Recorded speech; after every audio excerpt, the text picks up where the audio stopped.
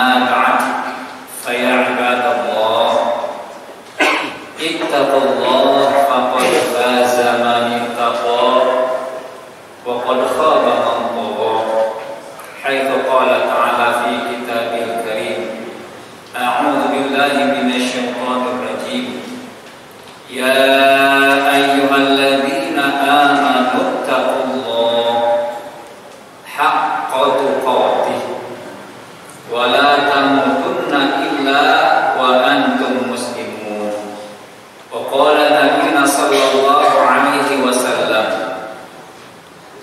من سلك طريقا يلتمس فيه علما سهل الله له طريقا إلى الجنة وقال أيضا من يريد الله به خيرا يفقهه في الدين وقال أيضا من حسن إسلام المرء تركه ما لا يعنيه صدق الله وصدق الرسول.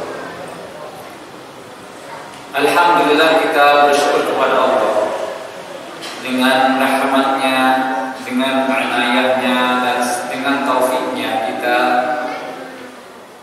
dimudahkan oleh Allah Subhanahu wa taala dalam melakukan ketaatan. Dan mudah-mudahan ini ciri Allah ingin mengangkat derajat kita dunia dan akhirat. Salat dan salam semoga tercurah kepada Nabi kita Muhammadin sallallahu alaihi wasallam. Hadirin sedang dimana Allah muliakan, pesan wajib yang tidak pernah bosan untuk selalu mengingatkan diri pribadi maupun kepada seluruh jemaah agar selalu meningkatkan iman dan takwa, selalu memperkokoh, mempertebal akidah dan tauhid. Karena orang yang berkata amantu billah al-amanna billah tidak mungkin lepas dari ujian. Makin berat ujian, maka makin tinggi, makin tebal iman tersebut. Hadirnya Allah muliakan, dalam surah Al-Baqarah, awal-awal surah Al-Baqarah, Allah membagi manusia menjadi 3 golongan. Dari ayat 1 dengan ayat sampai dengan ayat 5, Allah memberikan gambaran tentang ciri-ciri orang yang beriman terhadap Al-Quran, berita yang Allah sampaikan kepada nabinya melalui Al-Quran, melalui Nabi Malaikat Jibril yang dirangkum, yang kita sebut dalam kitab suci Al-Quran. Maka kata Allah Subhanahu wa taala, la raiba fi dzalikal kitab raiba fi hudal lil muttaqin. Al-muttaqin ini dengan ciri-cirinya beriman kepada yang gaib, mendirikan sholat, mengeluarkan zakat, bahkan beriman kepada kitab-kitab sebelum Al-Quran dan beriman kepada nabi-nabi sebelum Nabi kita Muhammadin, serta beriman kepada akan adanya hari akhirat dan segala macam kejadiannya, peristiwanya di akhirat nanti.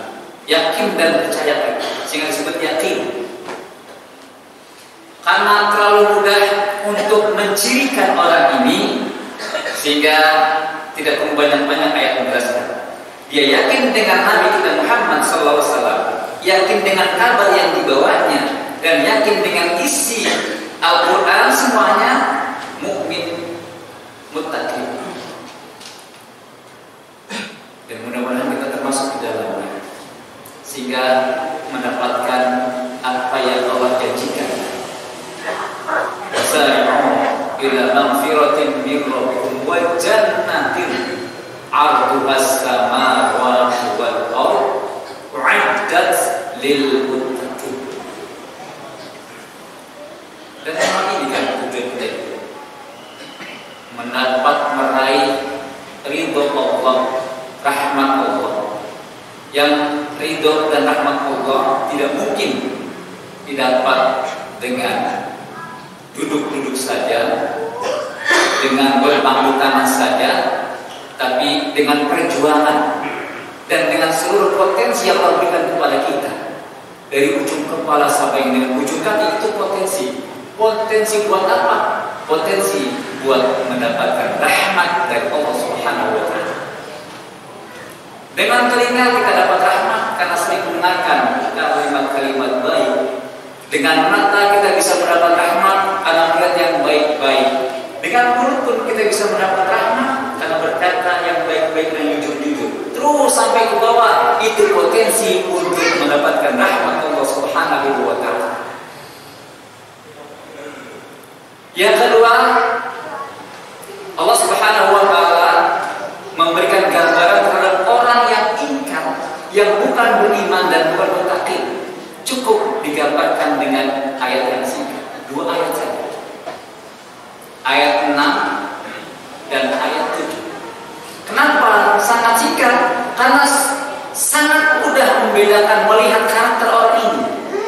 Kalau diibaratkan warna, orang yang beriman tadi putih, maka orang yang tidak beriman hitam. Mudah saja bagi kita membedakan yang putih dan yang hitam. Oleh karenanya 2 karakter ini, karakter yang kedua ini tidak perlu panjang lebar. Allah jelaskan. Cukup dengan kalimat innal ladzina kafaru sawa'un 'alaihim a'anzartahum am lam tunzirhum la yu'minun. Cukup 1 ayat, yang ayat berikutnya, ayat ketujuhnya merupakan indar, peringatan kepada Allah dari Allah akan orang yang tidak beriman. Khatamallahu ala qulubihim wa ala sam'ihim wa ala absharihim. Allah tutup matanya, Allah tutup pendengarannya, bahkan Allah tutup mata hatinya. Orang kafir tidak buta, tapi buta imannya, buta mata hatinya. Telinganya tidak tuli, tapi yang tuli adalah hatinya. Yang tuli karena tidak punya imannya. Dan hatinya bisa berpikir karena mereka bisa mencari uang sebanyak-banyaknya, bisa menata negara menurut versi mereka dan lain sebagainya. Tapi yang dimaksud adalah ditutup hidayahnya. Khatam Allah tutup, khatim, cincin ditutup, penutup seperti khatamun nabiyyin, dan kita penutup, tidak ada nabi. Khatam Allah tutup, kunci penglihatannya, pendengarannya, mata hati. Sampai kalau kita berikan peringatan, sama saja, la yu'minu, mereka tidak beriman. Kata Allah, walau adzabun adzim bagi mereka tidak beriman. Cukup membedakan warna, seandainya ini warna putih dan hitam. Hadirin, Allah juga memberikan gambaran tentang makhluk yang ketiga, di mana karakter yang ketiga ini lebih panjang penjelasannya sampai dengan 13 ayat, dari ayat 8 sampai dengan ayat 20. Biasanya kalau yang panjang-panjang itu memerlukan penelitian, memerlukan kecerdasan untuk memahami karakter orang ini, untuk memahami siapa orang ini, sehingga panjang Allah jelaskan agar kita tidak termasuk di dalamnya. Karena kalau yang hitam jelas, yang putih jelas, ini seperti berada di tengah-tengah, tidak jelas. Putih seperti hitam, hitam seperti putih. Maka ketika hitam dan putih dia campurkan, hasilnya abu-abu yang pintu. Maka abu-abu ini dijelaskan lebih panjang oleh Allah dengan 13 ayat berikutnya, dari ayat 8 sampai dengan ayat 20. Ini kita kenal dengan munafik. Hadirin, sejarah mencatat Indonesia pernah dijajah selama 350 tahun oleh penduduk Belanda, yang saat itu penduduk Belanda tidak begitu banyak dan mereka pendatang, kita pribumi. Jumlah mereka cuma 6-5 juta, dan saat itu jumlah kita hampir 50-60 juta. Tapi mengapa mereka berhasil menundukkan nenek-nenek kita, kakek kita selama bukan karena kehebatan mereka dan bukan karena kekerdilan pejuang-pejuang kita, tapi karena di dalamnya ada sifat orang yang disebutkan Allah dalam ayat 8 sampai dengan ayat 20. Siapa dia? Munafik. Kalau bahasa kitanya pengkhianat. Karena salah satu ciri munafik kata Allah adalah kata Nabi khianah. Pengkhianat. Menggunting dalam lipatan, musuh dalam selimut yang sulit. Dan ciri-cirinya kata Allah Subhanahu wa Ta'ala, mereka cuma beriman di mulutnya, tapi hatinya tidak. Dan kita kata Nabi hanya memvonis yang tampak saja urusan hati, urusan Allah Subhanahu wa Ta'ala. Oleh karenanya, sehebat apapun dia orangnya tidak mampu menghakimi orang dalam hatinya. Hati tidak bisa dihakimi. Sama Nabi Muhammad tidak bisa membunuh Abdullah bin Ubay bin Salul. Dilarang oleh Allah. Dan Nabi Muhammad tidak mau. Bagaimana nanti orang-orang mengatakan aku membunuh sahabatku sendiri, padahal dia tokoh munafik. Sifat berikutnya kata Allah, fi qulubihim marad, di hatinya ada penyakit, ragu-ragu terhadap janji Allah, ragu-ragu terhadap kebenaran ayat-ayat Allah, ragu-ragu terhadap kabar yang diberikan oleh Allah melalui Nabi kita Muhammad SAW. Ragu-ragu benar atau tidak, iya atau tidak, karena ragu-ragu, kadang kemari, kadang beriman putih, kadang hitam, sampai digambarkan oleh Nabi suatu akhir zaman nanti akan terjadi manusia pagi beriman, sore kafir, sore beriman, paginya kafir. Begitu cepatnya perubahan iman seseorang. Bukan dibuat dia dimurtadkan, tetapi keyakinannya berubah hanya dengan ardu di dunia, menjual agamanya dengan sedikit harta dunia. Ciri berikutnya kata Allah Subhanahu wa Ta'ala, wa idza qila lahum la tufsidu fil ard, jika kita ingatkan mereka janganlah berbuat kerusakan di atas muka bumi, justru mereka mengatakan qalu innana muslihun, justru kami sedang memperbaiki dunia. Ingat hadirin, perbaikan dunia bukan hanya fisik. Kalau fisik dulu Fir'aun membangun kota. Kalau hanya fisik dulu Fir'aun membangun piramid. Kalau hanya fisik dulu raja-raja yang zalim membangun negeri. Tapi yang dimaksud kehancuran di sana, kehancuran tatanan kehidupan, kehancuran akidah, kehancuran hukum-hukum. Hukum bisa dibeli dengan harta. Hukum bisa dibeli. Hukum tumpul kepada yang bawah. Hukum tumpul kepada yang atas dan tajam kepada yang bawah. Ingat kata Nabi, jika hukum berlaku tajam kepada yang bawah, tumpul kepada yang atas, maka itu tanda-tanda kehancuran suatu negara. Suatu negeri akan hancur apabila suatu perkara tajam ke bawah tapi tumpul ke atas. Bahkan kata Nabi meyakinkan kepada kita, seandainya Fatimah binti Muhammad sarakat, laqattu yadaha. Adakah pemimpin sekarang yang pada mengatakan seperti itu? Jika anakku yang melakukan maling, bahasa kasarnya, bahasa halusnya korupsi, padahal sama-sama maling, maka aku sendiri yang akan memotong tangan anakku.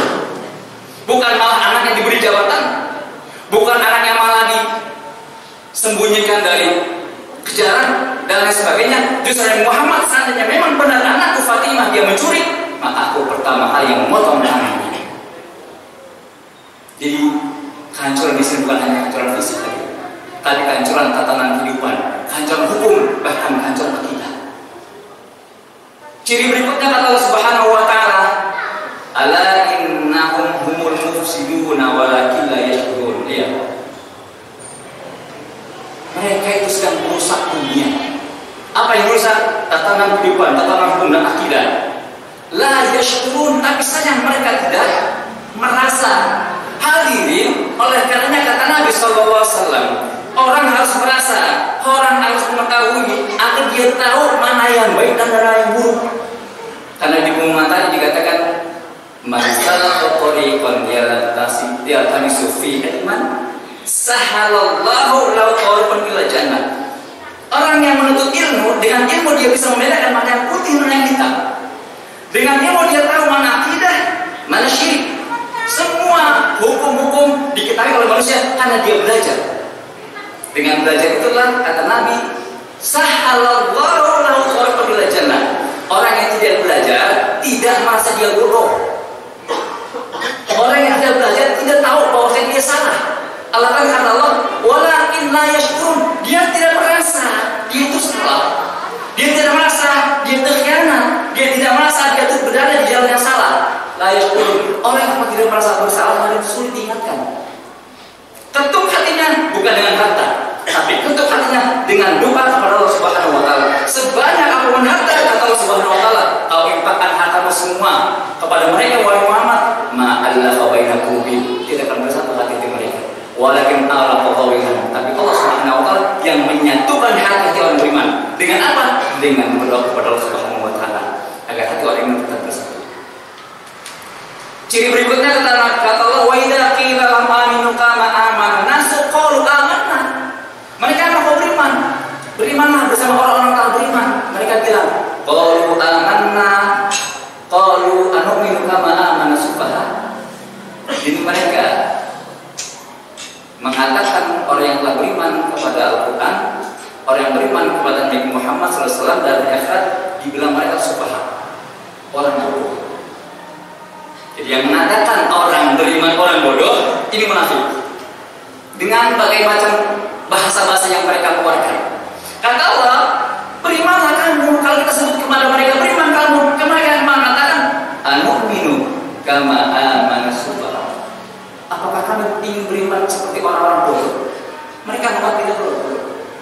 Mereka mengatakan orang bodoh. Makanya jangan berhati. Kalau yang mengatakan munafik, ya memang begitu kata Allah. Mereka mengatakan orang beriman bodoh, padahal dia tidak merasa dia bodoh. Layak bodoh. Ciri berikutnya kata Allah Subhanahu wa taala, ala innahum sufaha, ala innahum humus sufaha. Allah bantu kita menjawab tantangan mereka, menjawab sebutan mereka kepada kita. Kata Allah, ala tidak. Innahum humus sufaha. Mereka yang bodoh, nggak pernah belajar, nggak tahu kebenaran, nggak tahu hak dan kewajiban, nggak tahu dosa, nggak tahu pahala. Walakin la ya'lamun, dan mereka tidak tahu. La ya'lamun berarti tidak pernah menuntut ilmu, tidak menggali ilmu. La ya'lamun. Kita khawatir di antara kita juga karena layak lamun termasuk di dalamnya. Memponis orang yang beriman seperti orang bodoh. Padahal dia tidak layak lamun karena tidak pernah belajar. Orang tidak belajar layak lamun, tidak mengerti. Oleh karenanya salah tariqan yaltamisu fi ilma itu menjadi syarat utama bagi orang beriman agar dia tahu ilmu yang membedakan dia dengan orang kafir dan yang membedakan dia dengan orang munafik. Ciri berikutnya kata Allah, wa idza laqul ladzina amanu qalu amanna. Jika kita bertemu dengan mereka, mereka mengatakan amanna, kami dengan kalian. Kami beriman dengan kalian sama-sama sholat. Kan Abdullah bin Ubay bin Salul kan sholat di belakang Nabi, bersama Nabi. Bahkan Bal'am bin Awra dulu murid terhebatnya Musa alaihissalam. Bagus baca Tauratnya, paham Tauratnya. Murid tersayang Musa alaihissalam. Oh, ini munafik terkenal di masa-masa yang telah lalu. Tapi apa kata Allah? Wa idza khalau ila syayatin, ya, dengan bahasa syayatin. Syayatin itu jauh dari syaitan. Wa idza khalau ila syayatinihim, jika mereka bertemu kembali dengan syaitan mereka, ini Allah yang katakan syayatinihim, jamak dari syaitan. Jika mereka kembali kepada syaitan mereka, kalau bahasa langsung betul, memang kata syayatin berarti mereka bertemu dengan syaitan. Kan syaitan itu ada dua kata Allah dalam surat An-Nas, minal jinnati wan nas. Dan jika mereka kembali kepada syayatinihim, setan mereka, qalu, mereka berkata, inna ma'akum, kami bersama Anda,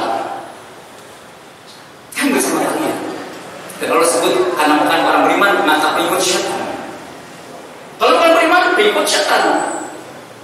Beriman pengikut Allah, Hizbullah. Orang kafir hizbus syaitan. Maka ketika munafik berada di tengah-tengah syayatinihim, qalu amanna, kami bersama Anda. Qalu ma'akum, kami bersama Anda. Innama nahnu mustahzi'un. Dia cuma ingin memperolok kita. Kata Allah, dia ingin memperolok orang beriman. Itu cirinya dia memperolok orang beriman. Tapi apa kata Allah? Allahu yastahzi'u bihim. Tapi Allah yang memperolok mereka. Ragu-ragu terhadap kebenaran dan bahkan Allah tutup hati mereka.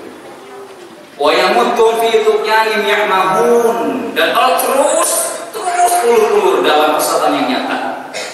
Dan mereka itu kata Allah ibarat ulaikal ladzina ishtaraw dhalalata bil huda fama rabihat tijaratuhum wa ma kanu muhtadin. Mereka yang menukar akhirnya dengan dunia, yang dunia sangat kecil. Terakhir penutup hadis qudsi riwayat Muslim. Qala ta'ala ila ahli nar ahwana adzab. Allah berkata kepada ahli nar yang paling ringan azabnya. Lau kunta fid dunya wa ma fiha min al-dhahab ayaftadi bi. Hai orang kafir, penghuni neraka yang paling ringan azabnya ditanya, kalau kamu punya dunia seisinya seperti emas, apakah engkau mau menembus dirimu dengan itu? Qala na'am, iya Allah. Benar. Kadzabta, bohong kamu. Laqad sirta asar min dzalik. Sungguh dulu waktu dunia engkau cuma diminta yang lebih mudah dari ini. Mudah daripada mengumpulkan harta yang terlalu banyak. Hadirin, seperti di dunia, kalau orang kepepet biasanya menawarkan hartanya sebagai tebusan. Tidak ada demikian kan kadang-kadang kepepet nerobos lampu merah kena polisi, salam tempel. Keluar duit kita untuk lepas dari jeratan polisi. Di akhirat ternyata begitu orang-orang muslim. Seandainya engkau punya harta sebesar dunia, isinya emas semua, apakah engkau mau menembus dirimu dari siksa ini? Naam, ya Allah. Atau kata bohong kamu. Sungguh kamu dulu dunia cuma diminta yang paling mudah. Allah tusyrik, jangan syirik. Berarti enggak syirik itu adalah tauhid. Bertauhid itu lebih mudah daripada mengumpulkan harta sebanyak-banyaknya. Oleh karena jangan silap kepada harta orang kafir. Lihat gedung-gedung bertingkat di Jakarta, ratusan gedung bertingkat. Hampir kebanyakan 90% bukan punya orang Islam. Bahkan tanah di Jakarta 78% bukan punya orang Islam. Jangan silap. Kalaupun mereka bawa mati itu untuk menembus dirinya dengan itu yang mereka miliki, laftadat bih, tidak akan diterima oleh Allah Subhanahu wa taala. Fadzuqu fama lidzalimin min nasir. Rasakan karena dulu kamu dunia menjadi orang-orang yang bodoh. Hadirin, syukuri nikmat akidah ini, syukuri nikmat tauhid ini, karena tauhid adalah nikmat yang paling utama yang menyelamatkan kita dari Allah Subhanahu wa taala sekaligus menempatkan dari rahmat Allah Subhanahu wa taala. Barakallahu wa lakum fil Qur'an wa nafa'ani wa iyyakum bima fihi minal ayati wa dzikril hakim wa taqabbal minni wa minkum tilawatahu innahu huwas samiul alim. Aqul qul hadza wa astaghfirullahi wa lakum wa lisa'iril muslimina wal muslimat wal mu'minina wal mu'minat fastaghfiruhu innahu huwal ghafurur rahim.